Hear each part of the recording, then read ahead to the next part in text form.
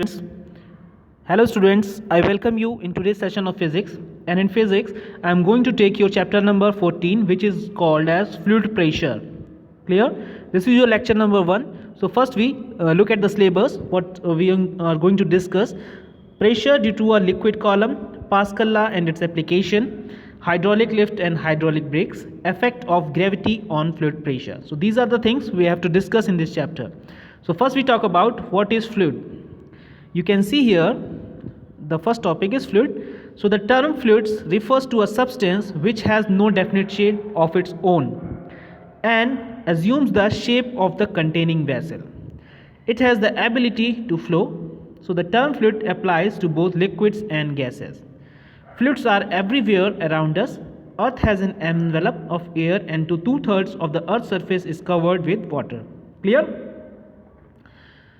Now come to the fluid thrust and fluid pressure. What is the fluid thrust and fluid pressure? Look at this.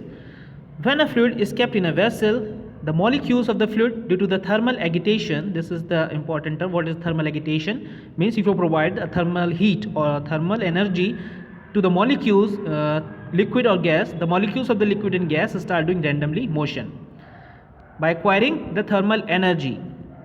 So motion are continuously colliding with the walls, and what happened? They colliding with the walls of the vessel and rebounds from them. So thus they suffer a change in momentum. So transferring from momentum to the walls means when they strike with the walls of the vessel in which they are kept, their momentum is changed. They transfer their momentum to the walls of the vessel. So that is the thing written here. The rate of change of momentum of the walls is equal to the force or thrust of the fluid exerted on the walls of the vessel. Clear? So here it is written that in the same way, when an object is submerged in a fluid, you can see here from this figure number 1, this is the figure, a liquid at rest, the liquid exerts a force on the surface of the object. Fine? This force is always normal to the surface. As you can see from this figure, a cube is placed in a liquid and the liquid is exerting force over the surface of the cube perpendicularly. You can see this from this figure, all the force direction. So if there were not so, there would have been a component of the force tangential to the liquid surface. Now since the liquid is at rest, so it cannot withstand any tangential force, because if a tangential force is applied to a liquid, it begins to flow. So hence the tangential component of the force should necessarily be 0. Fine? In other words, the force exerted by a fluid at rest has to be perpendicular to the surface in contact with the fluid. Now what is the fluid thrust and fluid pressure? This is the important one. So the total normal force which is exerted by a fluid at rest on a given surface in contact with it is called the thrust of the fluid that surface. Clear? What is fluid pressure? The thrust exerted by a fluid against per unit area of the surface in contact with it, it is called the pressure. You know very well pressure is equals to force by area. So here it is written that if F be the magnitude of the thrust or normal force exerted by a liquid on a surface of area A in contact with the fluid, then the pressure exerted by the liquid on this surface, pressure is equals to force by area. This is the pressure. This is the some units of the pressure given here in the note box. You can see this. It is written here. The SI unit of pressure, you know very well, is Newton per meter square, or you can say that Pascal. And the dimension formula is ml inverse T minus 2. This and pressure is a scalar quantity. So there are the common units of pressure is atmospheric pressure, bar, and the torr. And what are the relations? You can see here. The second one, you can see the practical application of the concept of pressure. Since pressure is normal force per unit area, so it follows that a given force will exert different pressure if it acts over different areas. So there are many important applications. So you can say the first one, I am not going into the deep. I am just telling you in the brief. Suitcase are provided broad handles. Clear? Second one, pins and nails are made with the pointed ends. It is due to the application of pressure. The third one, railway tracks are laid down on large size wooden sleepers. And the fourth one, it is painful to walk barefooted on the pebbles. So there are the few applications of pressure. Now come to the what is the pressure exerted by a liquid column. You can see here from the figure 2, this one we are talking about in this figure. What happening here? We consider a liquid whose density rho contain a vessel. So let C and D be the 2 points. Here you can see from this figure, C and D are the 2 points, one at the surface above and at the below, and h be the vertical distance between these 2 points. So let us imagine a cylindrical column of the liquid of cross section area A. This from this figure you can see that clear from this figure. So let us imagine a cylindrical column of liquid cross section area A such that the points C and D lie at the centers of the upper and the lower faces of the cylinder. Now the weight of the liquid in the imaginary cylinder column is how much? Mg is equals to volume into density multiplied by G. So what is the volume of cylinder? You know it very well. From there we find out AH multiplied by rho multiplied G. So finally it comes out to be AH rho G, and it acts vertically downward. So we have assumed here that the density of the liquid is uniform and does not depend upon the pressure. This is very nearly true for the liquids which are practically incompressible. I hope you are familiar with the incompressible and compressible liquids. Fine. So but not for gases. So we are supposing here P1 and P2 be the pressure at the above and the below surfaces C and D respectively. Then the force on the upper face of the imaginary cylinder is how much? P1A1, which is acting vertically downward, and the force on the lower face P2A, which is acting vertically upward. Fine. Now the horizontal forces on the curved surface of the cylinder are mutually balanced.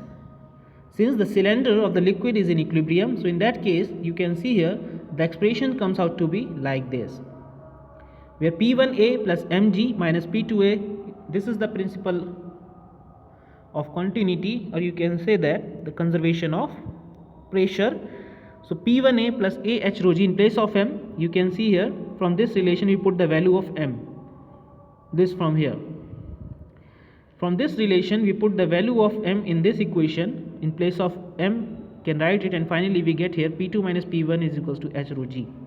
So this is your equation first. It shows that the pressure exerted by a liquid column of height h is given by P is equals to P2 minus P1 H rho G. Clear? So does the pressure exerted by the liquid at a point depend on the vertical depth of the point and the density of the liquid only? It depends neither upon the shape of the container nor upon the amount of the liquid in the container.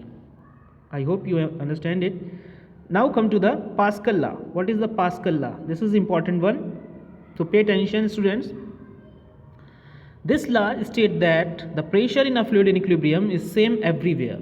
So if the effect of gravity can be neglected. Now we are going to prove this Pascal law. You can see from this figure number 3, this one.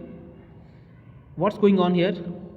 Let us imagine a right cylindrical cylinder in the liquid with the line CD as and point C and D as the center of the flat end faces of the cylinder. You can see here this is the point C and this is your point D.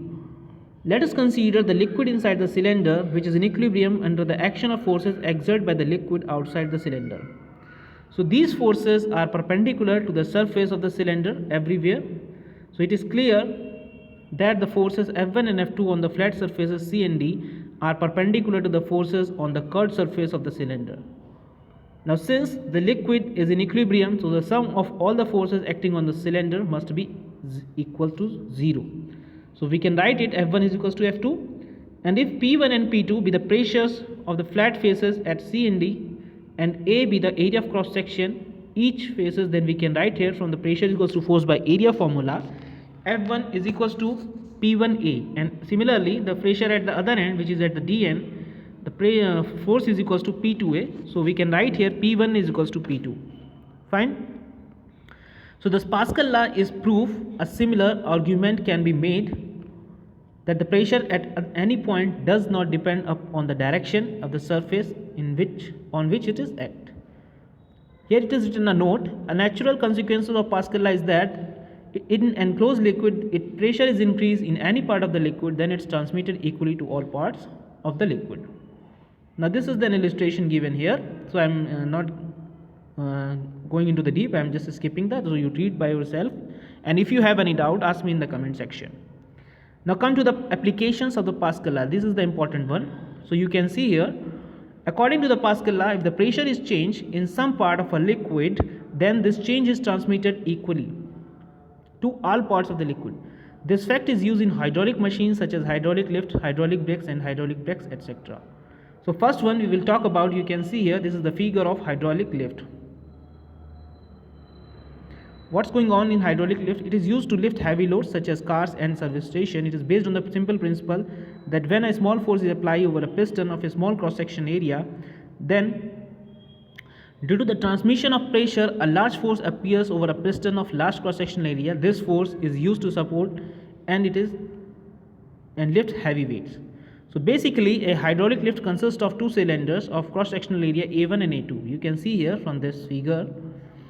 So A1 is very much smaller than A2, connected by a horizontal pipe. You can see here, this is the horizontal pipe. So each cylinder is fitted with an airtight frictionless piston. The cylinders are filled with an incompressible liquid. Suppose a force F1 is applied on the piston of a smaller area of cross section A1, then the pressure exerted over the liquid is given by, you can see here, pressure is equals to force by area. If this pressure is transmitted unchanged to the piston of last cross sectional area, which is A2, therefore the upward force F2 exert on the largest piston is given by F2 is equals to pressure into A2, which is your F1 by A1 multiplied by A2. Now since A2 is very much bigger as compared to A1, therefore F2 is very large as compared to F1. Thus a heavy load placed on the largest piston is lifted up. Clear? So this is the principle, or you can say that hydraulic machines. Now we will discuss about hydraulic brakes. You can see here, this is the hydraulic brakes and this is the diagram of hydraulic brake. So what's going on in the hydraulic brakes? So hydraulic brakes used in the vehicles also based on the principle of transmission pressure in a liquid. So when the driver of the vehicle puts pressure on the brake pedal, you can see from the figure number 6, this one, clear? So the lever system moves in a piston into a cylinder containing a brake coil. This cylinder is called the master cylinder. It is actually the working of the hydraulic brakes. So the master cylinder is connected through a tube T of a wheel cylinder C having two pistons P1 and P2 which are connected to the brake shoe. When the brake pedal is pressed, the increase in the pressure transmitted to the piston P1 and P2 through the brake coil. So the piston move outward and press the brake shoe against the rim of the wheel, thus retarding the motion of the wheel. Clear? I hope you understand it. This is the hydraulic brakes principle. So when the pedal is released, the spring pulls the brake shoe. Here you can see that there is a spring attached over here to the normal piston, thus forcing the brake coil to return the wheel to the master cylinder. Clear? Now what is the effect of the center of gravity on fluid pressure? This is also important. Topic 6.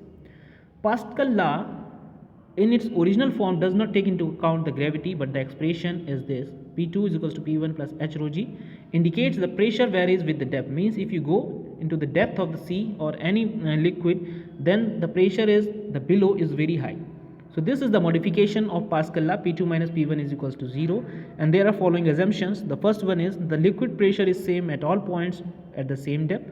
The second one, the liquid pressure at a depth h below the liquid surface is greater than the atmospheric pressure by rho g h, that is P is equals to P naught plus rho g h, where P naught is the atmospheric pressure. And the third one, you can see this: the pressure at the bottom point of the container does not depend upon the shape or size of the container. The last one is the pressure at the depth in a liquid depends only upon the density rho of the liquid and the depth below the surface of the liquid. Here are the few cases given here. The first one, second one and third one from this figure you can easily understand. So in the figure number 8 are shown three vessels of different shapes filled with the same liquid up to the same height. So we find that the pressure at the bottoms of all the three vessels is same as shown by the figure. The pressure meter, although the quantity of the liquid in different vessels is different, you can see here from the figure C, the pressure at point A and B are equal, although the column of liquid above A is much smaller than the above B. So this apparently unexpected effects are known as hydrostatic paradox. This is the important one. So you should know what is the hydrostatic paradox. Now the last one, this is your the Archimedes principle. I hope you know are familiar with the Archimedes principle because you have already read this about this in your previous classes. I am just telling you up the definition. So when an object is immersed in a fluid, an upward force is exerted by the object. So this upward force is called the buoyancy force, or you can say that this is the upthrust. So finally, when a solid body is partially or wholly immersed in a fluid, it experiences a loss in its weight. This loss in its weight is equal to the weight of the liquid displaced by the body, and this is the Archimedes principle. Clear? And the final expression, if you solve them, it comes out to be like this. And similarly, there are the two cases given. Sigma is less than rho, the body will go down in the liquid, and the sigma is greater than rho, then the body will rise up in the liquid, where sigma and rho are the densities. Density rho is immersed in a liquid of density sigma. Clear? This is rho is the density which is of the body, and sigma is the density of the liquid in which we are drowning the body. Thank you. That's all for the today's lecture, student, and this is the end of your chapter. We will discuss and meet you with the next chapter and a new one in our next lecture. Till that, do study. Thank you, class. Thank you very much.